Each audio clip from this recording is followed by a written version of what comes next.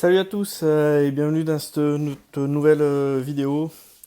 Donc là je vais attaquer une série de vidéos consacrées à pardon, la Neo Geo.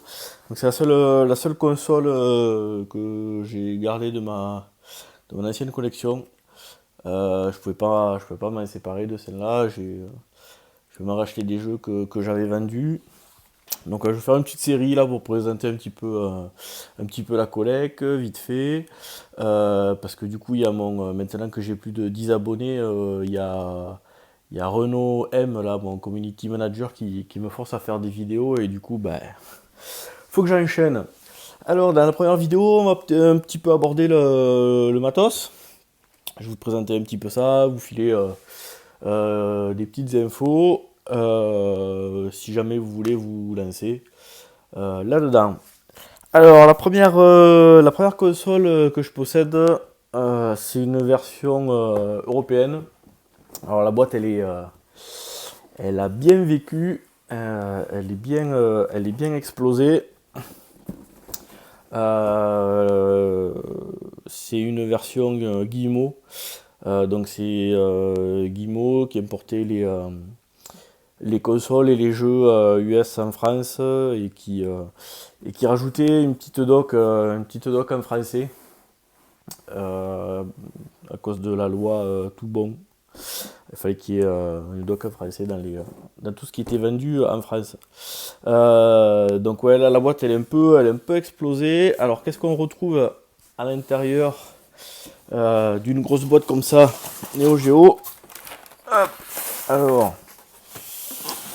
on retrouve un énorme truc, un polystyrène. Alors c'est pareil, polystyrène, il manque un bout. Sinon le reste est là. Donc il va y avoir le petit livret d'instructions. Alors moi du coup c'est celui qui est en français, qui a été traduit. Donc voilà, ils ne sont pas non plus trop fait chier. Et j'ai même j'ai même un ticket de caisse spécial dédicace à DGJX. 31 décembre 2004. Est-ce qu'il y a le prix? Alors le prix, on n'arrive plus trop à le lire. Non, ça a complètement. Le ticket de caisse est complètement illisible. Donc on va retrouver la dock, la console, un gros joystick, les alimes et la prise Péritel. Alors moi du coup c'est une alime. La lime qu'il y avait, elle était complètement HS, donc je l'ai changée. Au niveau des alimes, si vous changez les alimes, alors première chose à faire super gaffe, il y a des Neo Geo qui sont à 5 volts, il y en a qui sont à 9 volts. Donc faites attention de ne pas brancher du 9 volts sur une Neo à 1,5, ça va pas le faire. Et la deuxième chose à faire bien attention, c'est que prenez un traceau avec pas mal d'ampérage, sinon vous risquez d'avoir des soucis avec toutes les cartes style Neo SD, 1661 in 1, etc. Au niveau de la console Neo Geo, bah, du coup, on retrouve les ports, voilà, les ports joystick en façade, un petit truc pour régler le volume, une prise casque, super important la prise casque, on-off, le petit bouton reset et la trappe. Et pour ceux qui veulent connaître les révisions de carte mère, il y a moyen de les voir, je sais plus à quel endroit, avec une lampe. Parce que du coup, suivant la révision de la carte mère, on a un signal vidéo de plus ou moins bonne qualité. Celle-là, c'est une 3.4, c'est une des pires, je crois. Les petits trucs à savoir, le bouton reset, c'est exactement le même bouton que ce que vous avez sur les pads. Donc si jamais il est pété et que vous voulez le changer, si vous trouvez un pad qui est HS pour lequel vous pouvez récupérer les boutons, ça peut valoir le coup. La prise de casque, super important la prise casque. Derrière, donc vous avez la lime et vous avez la sortie vidéo. La sortie vidéo, elle est mono au niveau du son. Donc si jamais vous voulez avoir le vrai son qui va bien, le vrai son stéréo, utilisez la prise jack qu'il y a devant. Autre petit truc à savoir, alors ça c'est pour les collectionneurs psychopathes. Ici là il y a un numéro Donc suivant le numéro, on peut arriver à connaître à peu près la révision de carte mère. Et deuxième chose, ce numéro-là, il est également repris sur la boîte. Hop, ici. Hop, attention. Voilà. Et 62, 57. Et donc vous pouvez voir que, enfin on ne voit pas, mais sinon, c'est pas le même numéro. Du coup, c'est pas la boîte de la bonne console. Donc il y a certains collectionneurs qui veulent absolument serial matching, donc les deux numéros identiques. Au niveau des câbles, alors il y en a plusieurs types de câbles différents. Moi j'en ai deux ou trois câbles. Donc ça c'est le câble vraiment de base. Après j'ai un câble vidéo qui est avec un câble jack. Comme ça, je peux récupérer l'audio en façade et avoir la stéréo. Il y a des câbles RGB, il y a des câbles qui améliorent les synchros et un peu la qualité de l'image. Je vous conseille fortement d'acheter un câble de bonne qualité. Si vous avez que le câble fourni avec, il n'est pas terrible. Le joystick. Alors le joystick, la plupart du temps, deux choses.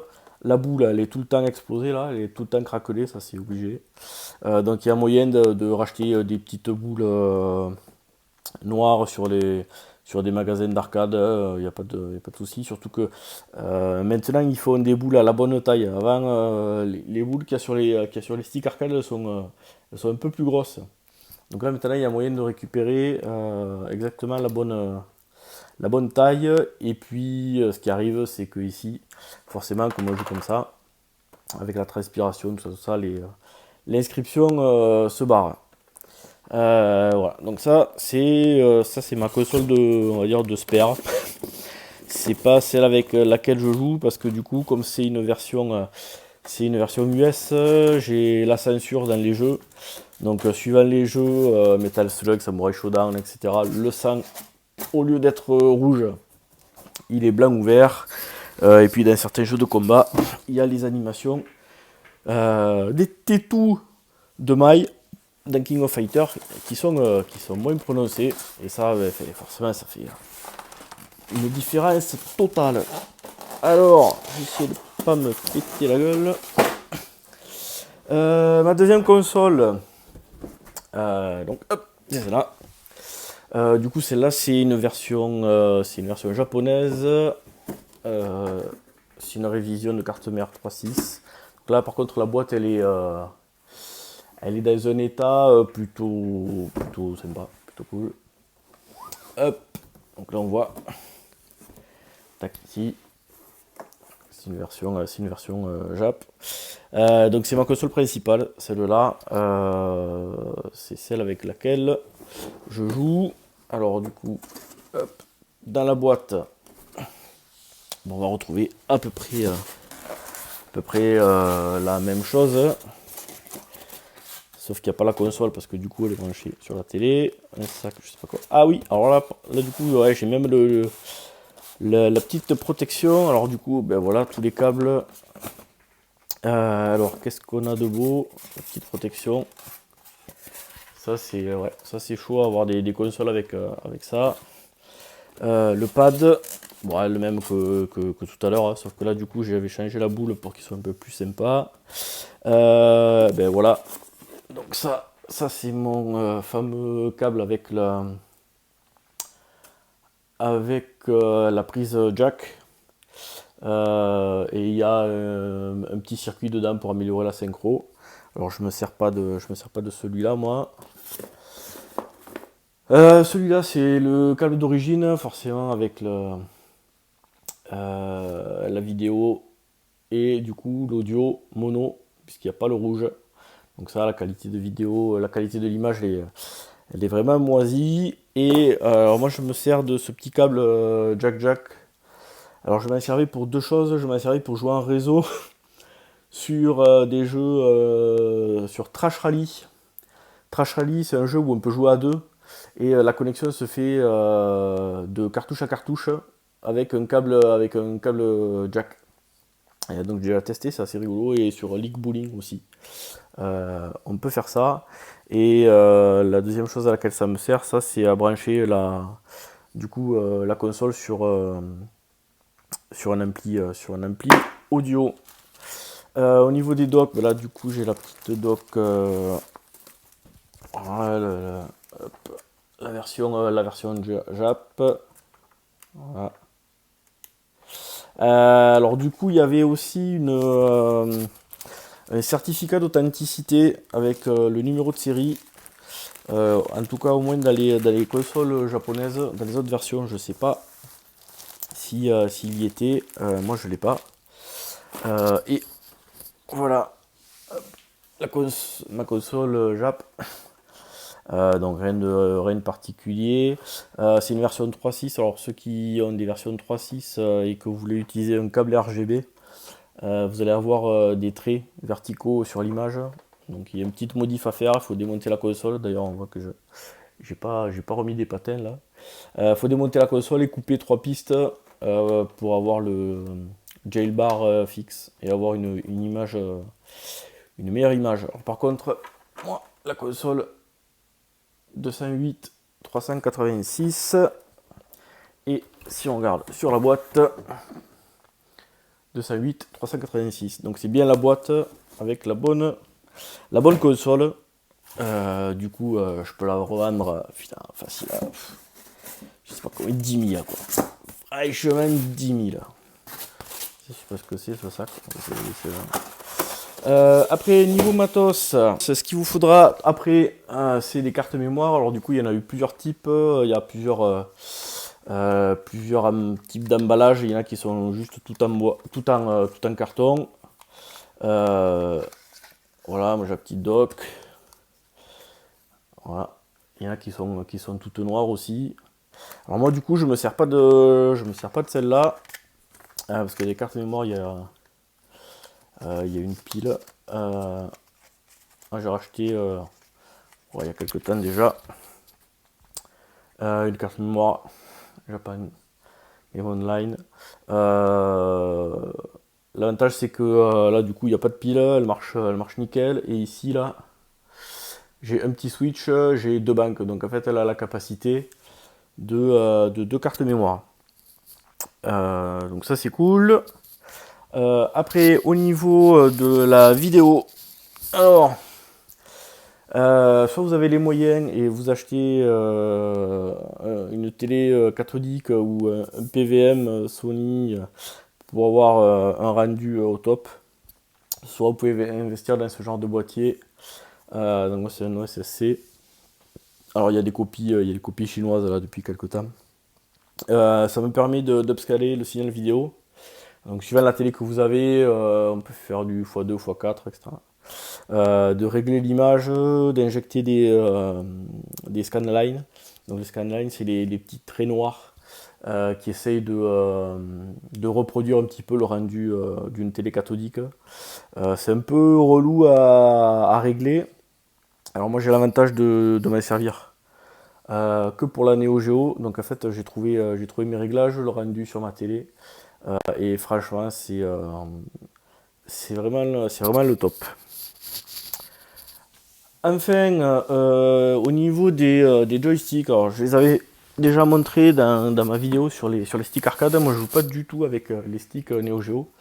Je me suis fabriqué deux sticks là avec une horloge Neo Geo. C'est des sticks que j'ai bricolés. Du coup full Sanoa au niveau du stick et des boutons. On retrouve les 4 boutons, le start, le select. Donc ça c'est le premier que j'utilise la plupart du temps. Et ensuite j'en ai un autre. Alors j'ai repris le code couleur de la borne arcade MVS. Où là en fait j'ai un peu bricolé et du coup j'ai A, B, CD, CD. Il y a certains jeux de baston, tout ce qui est Samurai Showdown, dans les King of Fighters aussi il me semble. Mais je m'en sers quasi exclusivement pour Samurai Showdown de celui-là. On peut faire les coups forts en faisant AB ou CD, alors du coup ça fait des boutons à la Street Fighter 2. Et c'est plus simple d'appuyer sur un bouton que d'appuyer sur les deux, parce que des fois, c'est mal pris en compte et ça marche pas bien. Voilà pour cette vidéo matos. Je vous donne rendez-vous dans les prochaines vidéos où je vais vous commencer à vous montrer un petit peu ma collecte de jeux. Voilà, à plus. Ciao.